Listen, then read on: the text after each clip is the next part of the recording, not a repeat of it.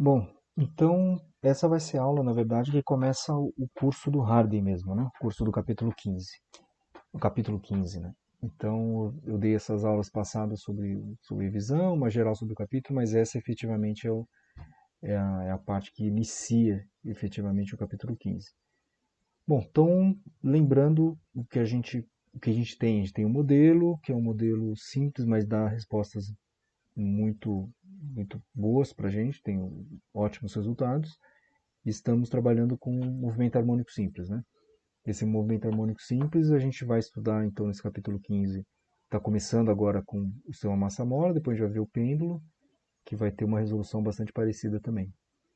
Tá? E a gente, nesse caso especificamente do sistema massa mola, a força que está agindo aqui no bloco, que é uma força restauradora, ela que faz oscilar, né? Então sempre tentando retornar o bloco à posição original. Ela é do tipo, é a lei de Hooke, né? É força elástica igual a menos kx, ela depende da posição. Então, dependendo da posição, essa força ela vai variar. E pela segunda lei de Newton, a gente pode então aplicar é, a força igual a massa de aceleração e a somatória da única força que está agindo efetivamente aqui, na soma das forças, a força resultante que está agindo, é a força elástica. Observe que esse desenvolvimento que eu vou fazer pelas leis de Newton, mas poderia ser feito por energia também. Mas eu vou fazer aqui pelas leis de Newton.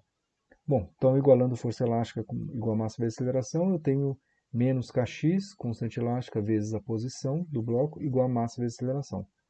Então vamos lembrar que o que efetivamente a gente quer, o que a gente está procurando, é encontrar uma equação que descreva a posição em função do tempo. De repente você já estudou isso no ensino médio, já fez a disciplina em outras vezes e tal, mas em geral isso aparece do nada, assim, é plausível, é compreensível a equação, mas o que eu quero exatamente mostrar agora é de onde vem a equação do movimento do bloco em função do tempo. Então a gente vai calcular, vamos dizer, do zero mesmo, ou seja, trabalhar desde o comecinho aqui das leis de Newton. Então tem essa equação, que é uma equação que envolve posição, envolve aceleração, mas o que eu quero efetivamente eu quero o tempo, né? Eu quero de alguma forma que apareça o tempo, e não aparece, né? Mas na verdade não aparece explicitamente, o tempo está escondido, vamos dizer, ele está escondido dentro desse termo aqui da aceleração do bloco, né? Então vamos lembrar que a aceleração é a derivada da velocidade pelo tempo e a velocidade é a derivada da posição no tempo. Então, a aceleração é a segunda derivada da posição no tempo, que é representada dessa forma. Aí, substituindo essa equação 2 na equação 1, eu tenho que menos kx é igual a massa vezes d2x dt2, ou seja, a aceleração. Menos kx igual a massa vezes aceleração. Representação através de cálculo, né? Da representação de cálculo, de cálculo. Então, chegamos à equação onde há uma dependência agora no tempo, né? Então eu tenho m dx2 dt2 mais kx igual a zero. Essa equação é a chamada equação diferencial, uma equação diferencial ordinária de segunda ordem, que muito provavelmente vocês não aprenderam ainda nos cursos. Vocês vão fazer um curso de cálculo, um curso de equações diferenciais e vai aprender. E aí veja, um dos problemas mais simples de física, você cai numa equação diferencial que você... E aí, como é que resolve isso, né?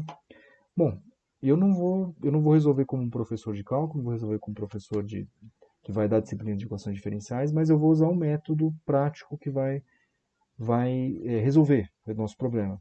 Eu vou explicar como se resolve de uma maneira mais bruta e a gente vai ver que vai dar certo, tá?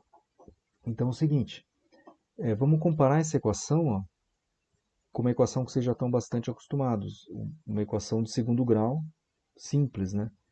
Onde isso aqui é um f de x igual a x quadrado mais 4x mais 4, e vamos dizer que eu quero os zeros, as raízes da equação. Então eu faço x ao quadrado mais 4x mais 4 exatamente igual a zero. Então a pergunta que eu quero saber é quais são os valores de x que eu substituo nessa equação para que ela seja exatamente igual a zero, para que ela seja verdadeira. Então todo mundo sabe, para resolver essa equação, para saber quais são os valores que anulam essa equação, o lado esquerdo da equação, é através da fórmula de Bhaskara. Mas vamos supor que eu não saiba também a fórmula de Bhaskara. Eu estou na, sei lá, na sétima série e não sei resolver esse negócio. Mas se você souber um pouquinho de matemática, você sabe que você tem que chutar valores para x para que isso seja igual a zero. Tá? Então é exatamente isso que a gente vai fazer. A gente vai substituir nessa equação primeiro, né? Nessa equação, o valor zero, por exemplo, eu vou chutar x igual a zero. Então eu já coloquei aqui, ó, x ao quadrado mais 4, 0 ao quadrado mais 4 vezes 0 mais 4 é igual a 4. Ou seja, 4 não é igual a zero. Isso está errado. Então esse meu primeiro chute deu errado. Eu posso chutar o valor 1. 1 ao quadrado mais 4 vezes 1 mais 4 igual a 9. 9 também não é igual a zero. Então eu posso chutar, ficar o dia inteiro chutando. Eu vou chutar já um valor certo, que eu sei que vai dar certo, que é o menos 2. Eu chutar menos 2 ao quadrado, mais 4 vezes menos 2 mais 4 vai dar zero. Opa, zero igual a zero. Beleza, se eu chutar menos 2 aqui, eu vou ter essa equação. Então eu vou ter uma equação correta, né? Esse valor anula efetivamente essa minha equação.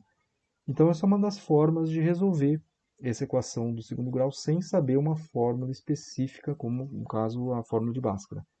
Então esse método do chute a gente vai usar exatamente igual para resolver essa equação diferencial. Mas o que tem de diferente nessa equação diferencial para essa equação de segundo grau? É que aqui na equação de segundo grau eu chuto valores numéricos, 2, 3, 4, menos 2. Nesse caso eu vou ter que chutar funções.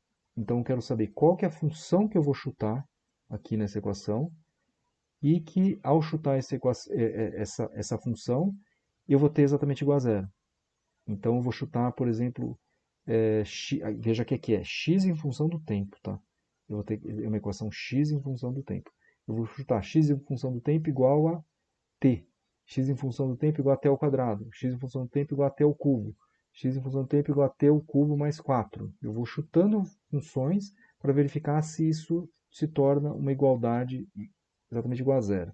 Dessa maneira que eu vou fazer. Tá? Então veja que a diferença efetivamente nesse caso eu chuto números, aqui eu vou chutar equações. Tá? Então é um pouco mais complicado, mas a lógica é exatamente a mesma. Então vamos lá, eu vou chutar equações, vamos pensar em umas equações para chutar. Então, basicão, x de t igual a t. Primeira, uma das mais fáceis que tem. Outra vez, lembrando, isso é bastante importante. Eu não tenho um f de x agora, igual você vê em cálculo. Eu tenho um x em função do tempo. Ou seja, o que é o x em função do tempo? Eu quero calcular a posição x do bloco em função do tempo. Tá? Então, minha equação é x em função do tempo. Então, meu primeiro chute é x de t igual a t. Certo? Eu coloco aqui, observe que a função agora é x de t. Tá? Então vamos lá.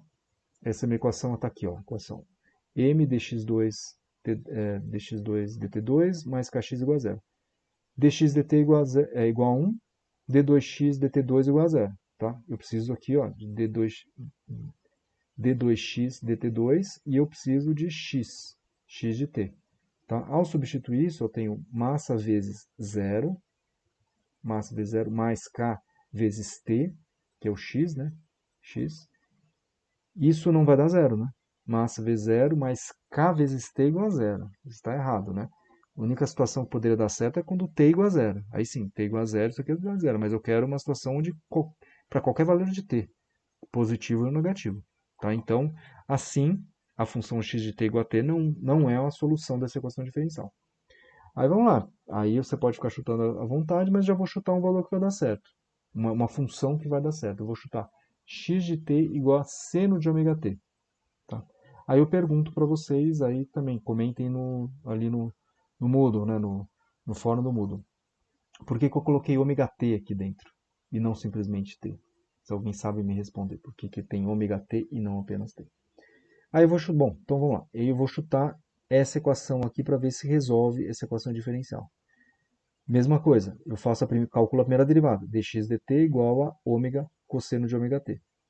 Aí eu derivo outra vez, d2x dt2 igual a menos ômega 2 seno de ômega t. Por que eu quero d2x dt2? Porque tem na equação diferencial que eu quero resolver d2x dt2. Então beleza, ó, menos ômega ao quadrado ômega t, substituir aqui, ó, massa menos ômega ao quadrado seno de ômega t, tá? Mais k vezes o valor de x, ó, seno de ômega t. Cortando seno de ômega t com seno de ômega t, eu tenho menos ômega 2m mais k igual a zero. Ou seja, cheguei numa relação que parece que funciona, cheguei a algo razoável. Isso aqui vai ser, depois a gente vai discutir, vai ser a frequência angular. Frequência angular igual a raiz de k por m. Tá?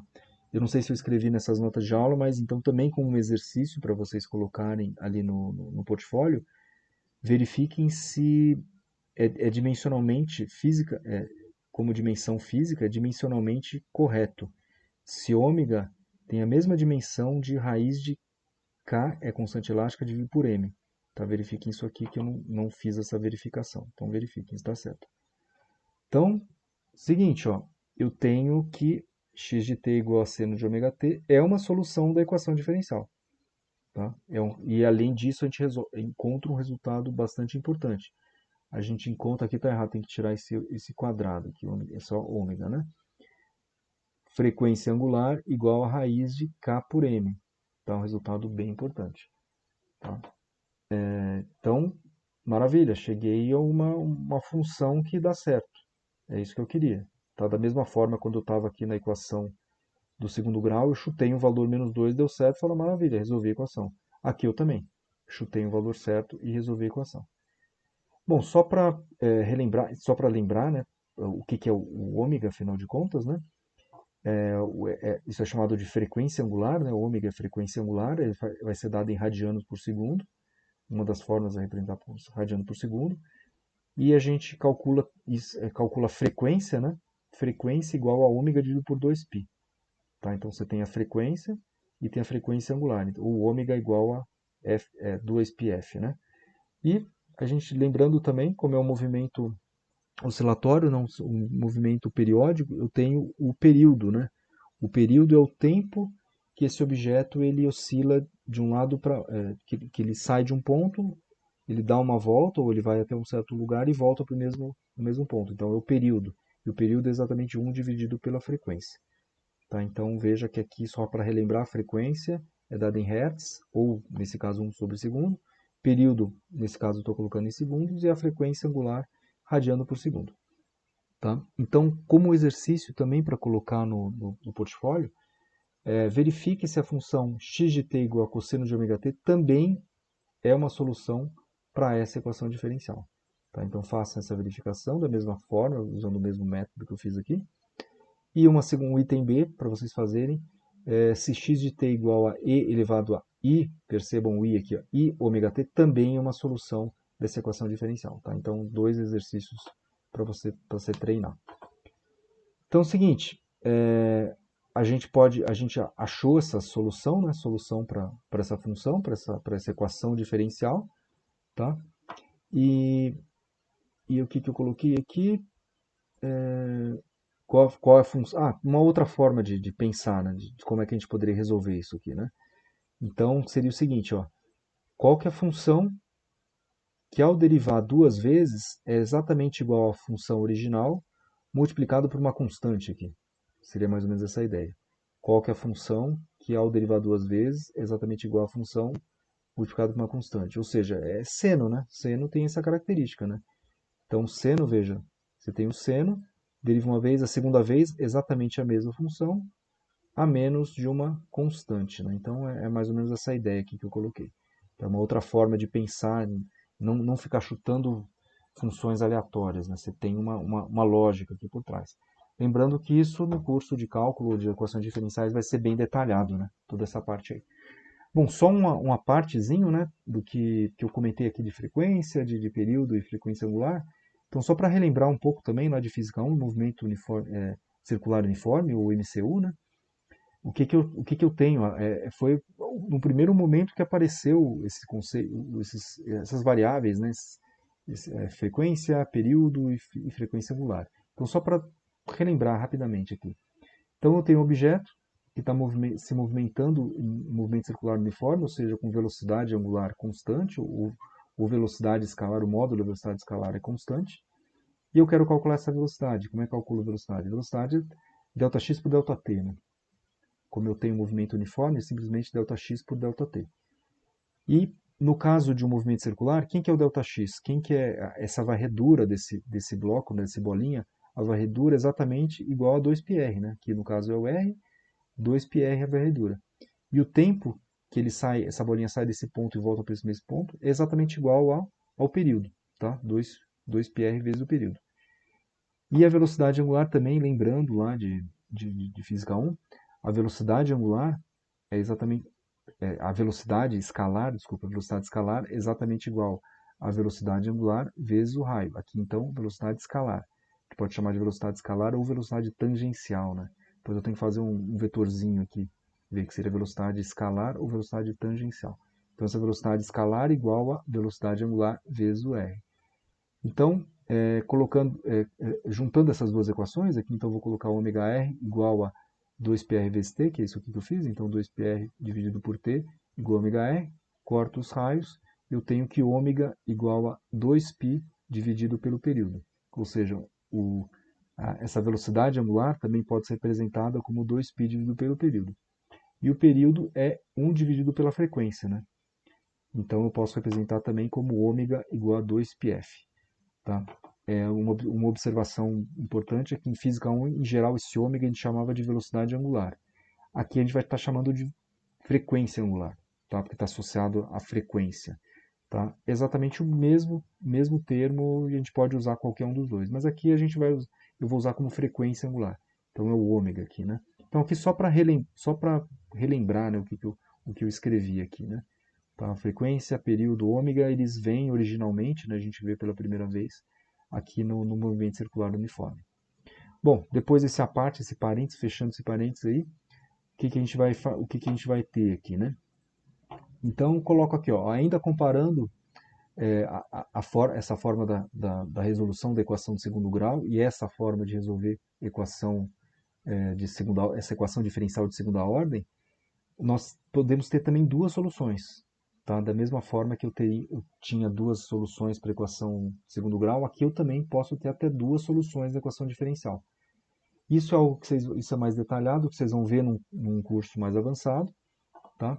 E a gente tem o chamado princípio da superposição, onde se você tem uma solução que é válida e outra solução que é válida, ou seja, um x de t igual a seno e um outro x de t igual, por exemplo, cosseno, a soma dessas soluções também é uma solução.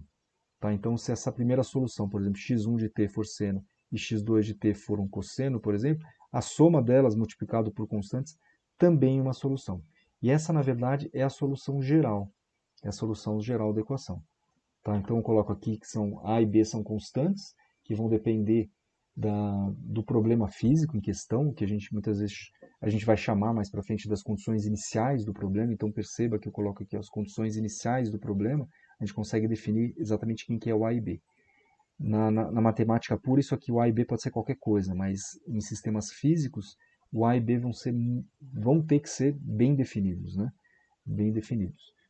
Bom, então a solução geral do problema é igual a x de t igual a seno de ômega t. Tá? Seno de ômega t foi aquela solução que eu chutei e deu certo. Eu vou colocar uma outra aqui, que seria o exemplo que eu dei, né, aqui, que eu falei para vocês resolverem. Tá? O cosseno de ômega t, mas vocês vão ver que é uma solução também. Tá? Eu já estou dando a resposta aqui. Então, x de t igual a seno de ômega t mais b cosseno de ômega t. Essa solução geral é complexa pra caramba, né? Então, vamos tentar dar uma simplificada. Aí utilizando essas relações trigonométricas aqui, né, de seno de A mais B, seno de cosseno de A mais B, A menos B, a gente chega então nessa equação 3 de uma forma mais fácil da gente enxergar a física efetivamente do problema. Aqui eu chego então com essa combinação que x de t igual a um razão, que vai ser a amplitude, cosseno de ômega t mais φ. Tá? Essa é a solução geral, assim como essa também é uma solução geral, mas essa é mais fácil de enxergar. A gente vai enxergar melhor o conteúdo físico dessa equação aqui. Então, A e φ são constantes que vão depender das condições iniciais do problema. Então, fazendo essas combinações aqui, dessas relações trigonométricas, eu transformo esse Azinho e Bzinho nessas duas constantes. Esse Azão, que vai ser a amplitude, e esse φ, que vai ser a constante de fase, que a gente vai ver agora, né? Então, já coloco aqui os nomes, né? Então, x de t igual a cosseno de ômega t mais φ. Uma observação importante é o seguinte, o livro do Hardy, ele não explica essa parte das equações diferenciais. Ele já simplesmente te entrega a equação horária aqui do movimento harmônico simples, né? do movimento do oscilador. O que é importante, que eu considero bastante importante, é você entender de onde que vem, afinal de contas, isso. Né? Não cair do céu a resolução. Então, eu fiz uma resolução, não consegui resolver da forma mais caprichada a equação, usei um método meio de chute, mas pelo menos eu acredito que ficou um pouco mais claro da onde vem efetivamente essa solução. Ela vem da segunda lei de Newton quando você aplica a força elástica, que é menos kx. Tá? Então essa é a solução, que vai aparecer logo de cara para o Hardy. Então onde A vai ser a amplitude de oscilação do meu oscilador, ômega vai ser a frequência angular, e esse φ vai ser a constante de fase. Isso aqui, esse termo todo aqui é chamado de fase. Então vamos lá, vamos explicar cada um deles. Amplitude, frequência angular e constante de fase. Então vamos começar aqui pelo primeiro parâmetro, né? Amplitude, que é o mais fácil, né? Então amplitude é simplesmente quando você começa o problema, você puxou, por exemplo, ou empurrou o bloco a um certo deslocamento A. A significa, sei lá, 2 centímetros. Então puxei o bloco a 2 centímetros. Ou 2A, puxei o bloco a 4 centímetros. Tá? Então significa que ele vai oscilar segundo um cosseno, uma função cosseno, de mais A a menos A, aqui no caso, o verdinho aqui, né? Mais A menos A, mais A menos A. Ou se eu puxei mais ou empurrei mais o bloco, ele vai de 2A mais 2A a menos 2A, mais 2A a menos 2A. Tá? Então perceba que essa amplitude é simplesmente A aqui, né? Ou 2A. Não é amplitude, muitas vezes isso aqui o pessoal chama de amplitude pico a pico, né? Amplitude pico a pico. Tá? A amplitude pico a pico desse caso aqui seria 4A, né? 4A, mas veja que isso aqui não é amplitude pico a pico, é simplesmente do zero até o ponto de máximo, por exemplo. Tá? Então, de 0 a A. Eu não preciso colocar o negativo, porque o cosseno assume valores positivos e negativos, então ele naturalmente vai ser mais A menos A, mais A menos A. Então, simplesmente coloco o A positivo aqui nesse caso, né? Então, veja um exemplozinho assim, seria um desenho meio mal feito aqui, mas eu tenho o x1, no caso eu puxo 2, eu puxo meu bloco 2A, o 0 seria a situação de equilíbrio, onde ele está parado o bloco, eu puxo esse meu bloco 2A, então ele vai oscilar de mais 2A menos 2A, 2A menos 2A. Nesse segundo caso aqui, ele vai oscilar de mais A menos A, mais A menos A, desse jeito aqui. Bom, algumas observações importantes. A amplitude do movimento depende apenas das condições externas do sistema, né? Então, vamos dizer, eu que tive que puxar o bloco, né? Eu puxei o bloco e soltei. Tá? Então, eu posso puxar ele a 3A, 5A, posso puxar a 2 centímetros, 3 centímetros, 4 centímetros, lembrando sempre que a gente tem que manter a situação de linearidade da mola, né? Então, se puxar demais, a mola ela vai deformar completamente e daí não vai ser mais esse movimento harmônico simples. Mas vamos supor que você puxe de tal forma que ainda esteja na situação de linear, né? A situação linear da mola, né? Que obedece à lei de Hooke. Lei de Hooke.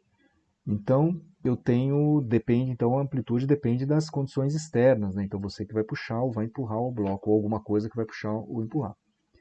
Outra coisa importante, ó, esse gráfico, ó, x de t em função do tempo, é simplesmente uma representação do movimento oscilatório, né?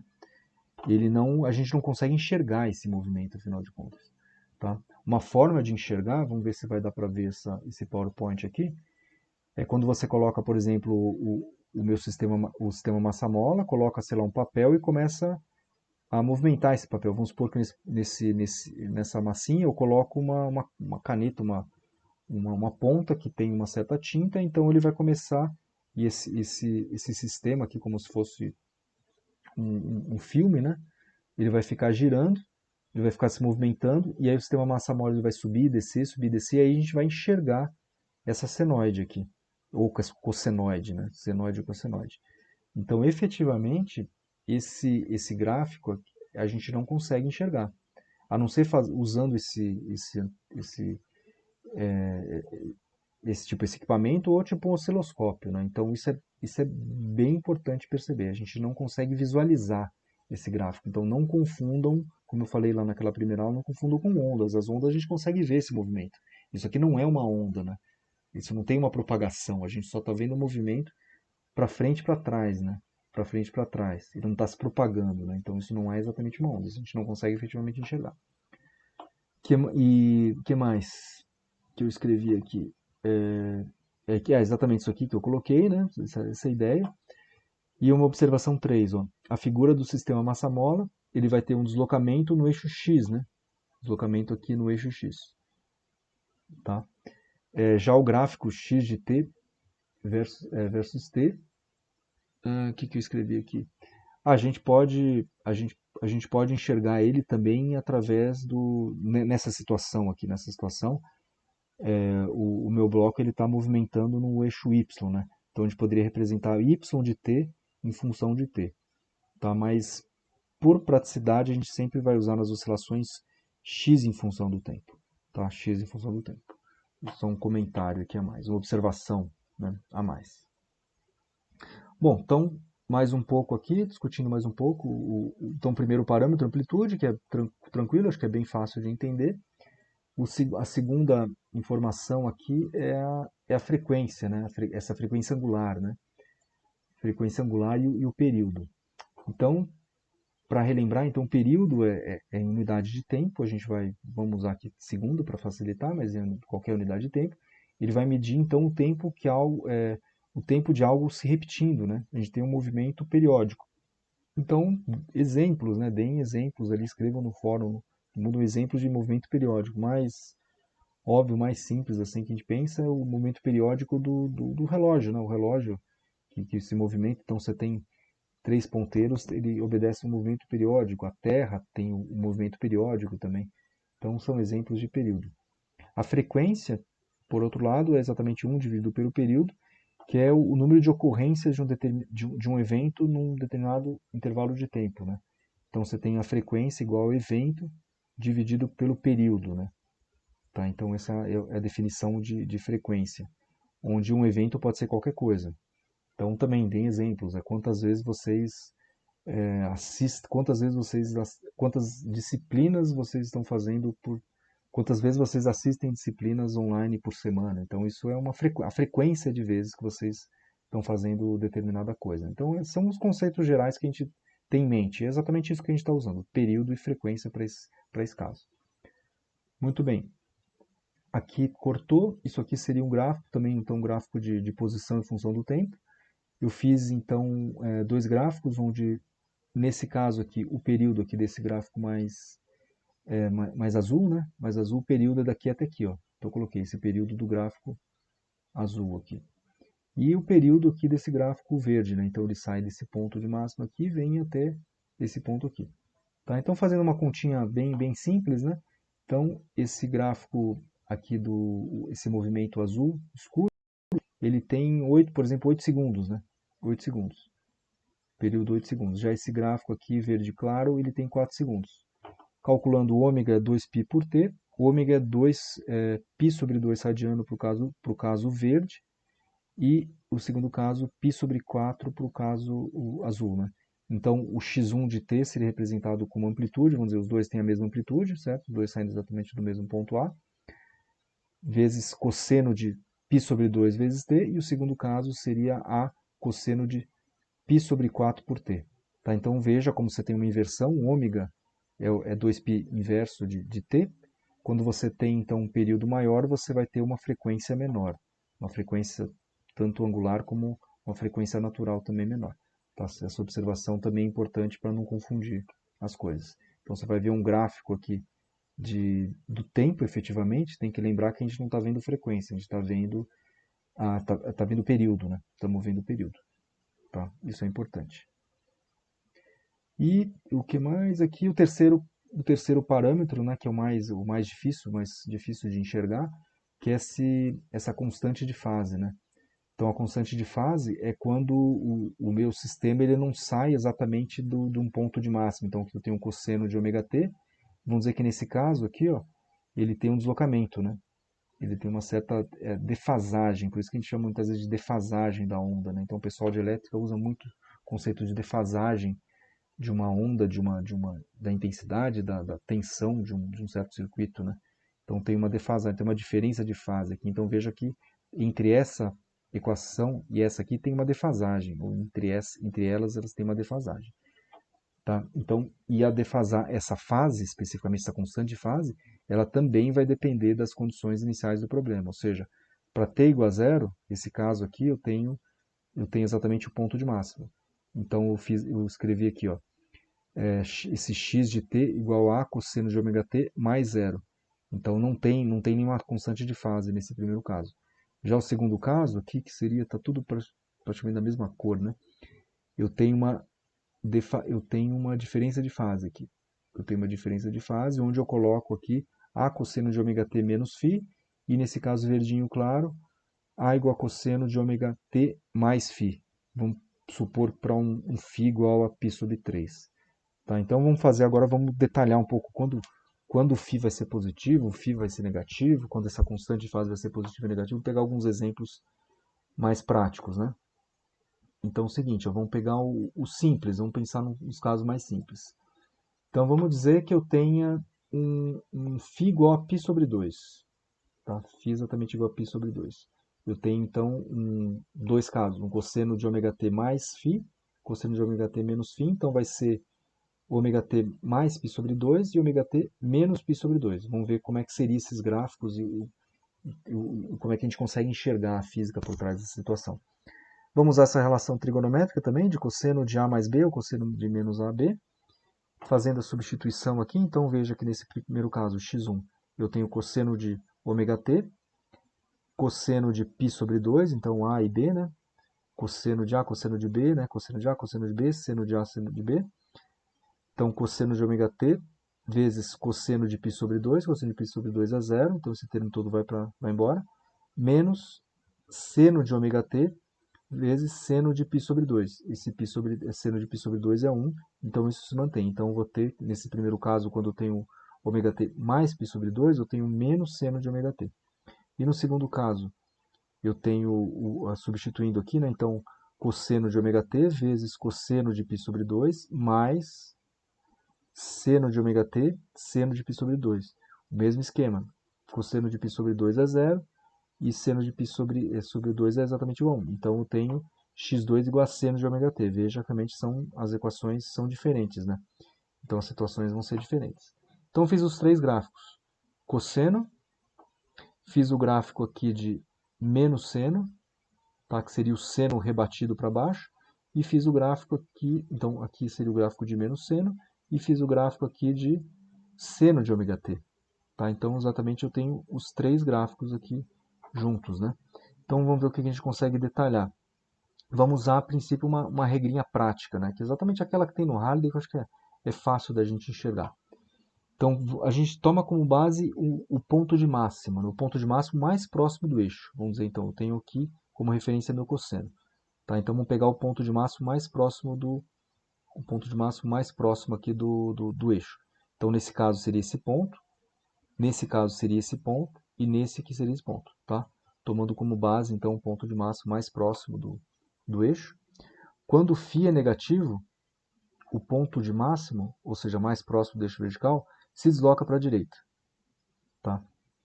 Então quando φ é negativo, que é esse caso aqui, ó, φ negativo, o ponto de máximo mais próximo se desloca para a direita. E quando φ é positivo, né, a constante de fase é positiva, o ponto de máximo se desloca para a esquerda. Então aqui no caso que é positivo, o ponto de máximo está aqui, ó, se desloca para a esquerda. Então vamos usar essa regrinha prática. Se confundir, se esquecer, faz uma continha para um caso básico como esse aqui, tá? Que é mais prático de trabalhar. Só uma observação, né? Essas funções elas são periódicas, então você vai ter repetições, né? Então uma função de seno e cosseno, função periódica, você tem θ mais 2π exatamente igual à função original, ou seja, seno de θ mais 2π exatamente igual a seno de θ, cosseno de θ mais 2π igual a cosseno de θ. Então essa regrinha ela só vale quando eu tenho valores de φ pequenos, relativamente pequenos. Tá? E o quão pequenos? eles têm que ser sempre menores em módulo que π. Tá? Porque senão você não sabe qual o ponto de máximo que você vai estar pegando. Chega um momento que, tanto para a direita quanto para a esquerda, ele dá na mesma. Né? Então, você sempre tem que pensar que essa regrinha só vale para quando você tem φs menores do que π. Tá? Senão acaba confundindo. Tá? Então, vamos só mostrar isso aí, porque que isso é verdade. Né? Então, cosseno de θ mais φ, né? Vou pegar esse caso, para φ igual a π, quando eu tenho, então, cosseno de θ mais π e cosseno de θ menos π. Fazendo o mesmo esquema, usando a relação trigonométrica. Cosseno de A mais B, cosseno de A, cosseno de B, menos cosseno de B, menos seno de B, seno de A. Fazendo a continha, então, x1 igual a menos cosseno. E fazendo o mesmo caso aqui, quando eu tenho x2 igual a cosseno de θ menos π, eu tenho x2 igual a menos cosseno também. Ou seja, quando eu tenho o valor de π, tanto faz, né? Você veja, a distância do pico. Aqui eu tenho, aqui eu fiz o cosseno, aqui é o cosseno, e aqui quando ele desloca π, né? Então, tanto esse ponto de máximo quanto esse ponto de máximo estão à mesma distância. Então, essa regrinha só vale realmente para valores de constante de fase menores do que π. Então, isso é importante lembrar a regrinha, mas ela tem um limite de aceitabilidade, né? Então, para finalizar essa parte, em resumo, né, esse MHS, ele vai ser representado matematicamente por essa função, x de t igual a cosseno de ômega t mais φ, onde a amplitude, a constante de fase, e você tem essa constante de fase, os dois termos vão depender de condições iniciais do problema. Você tem o ômega, que é a frequência angular, já a frequência angular é algo que é intrínseco ao sistema, né? É exatamente intrínseco, ele depende da constante, a constante elástica, né? Constante da mola, e a massa, né? Então você não consegue mexer nisso aqui. Essa frequência a gente chama de frequência natural. Então coloco aqui para não confundir, esse ponto é bem importante, né? Então, por exemplo, quando a gente tem uma corda, para não confundir com ondas, né? Quando a gente tem uma corda, a gente pode impor uma frequência de vibração. Eu quero movimentar a corda com a maior frequência ou menor frequência, a gente consegue fazer isso. Aqui, ele já tem uma frequência natural, tá? Não funciona dessa maneira. O que a gente vai ver ainda nesse capítulo, que a gente pode também impor uma força externa, ou seja, eu começo a empurrar esse bloco com uma frequência, né? Então eu vou empurrando, de tempos em tempos eu vou empurrando esse bloco, para tentar, vamos dizer, forçar uma frequência específica, mas isso não é possível, porque o sistema já tem uma frequência natural. Tá? Então, quando a gente aplica uma força externa, isso a gente vai ver daqui a algumas aulas, mas não é o caso que a gente está vendo agora. Tá? Então, isso aqui é uma frequência natural. Então, coloco aqui, ó, veremos nesse capítulo, aplicação, ainda nesse capítulo 15, né, uma aplicação da força externa, oscilador, e a gente vai chamar isso aqui de oscilações forçadas, quando a gente aplica essa força externa. Aí vamos verificar que a relação entre a frequência natural, depois a gente vai falar de frequência natural de oscilação, que é exatamente isso aqui que a gente obteve. Frequência natural igual a raiz de K sobre N.